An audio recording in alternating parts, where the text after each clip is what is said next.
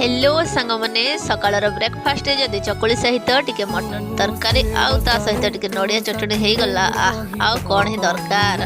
चकुली पाई एठी मु ओवरनाइट बुतरे नेथिली उषुना चावल साथरे बिरी एबे ताकू ग्राइंडर करिकि सेथरे दे देबा टिके लूण आउ टिके इनो।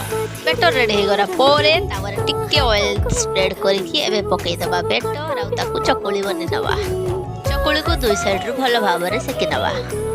ए प्रोसेस रे सब तक चकुली बने सारा पर एबे बनेबा आमे नड़िया चटणी। सेथिपाई टिके कढ़े रे तेल देइकि टिके भृसंग पत्र आउ टिके बुट डाली को टिके समय पाई भाजी नबा। एबे ग्राइंडर जार रे देइदबा किछि नड़िया आउ भाजी थिबा बुट डाली साथे भृसंग पत्र आउ टिके धनिया पत्र कंचा लंका देइकि ताकू ग्राइंडर करनबा। एबे सेथरे ऐड करनबा स्वाद अनुसार लूण।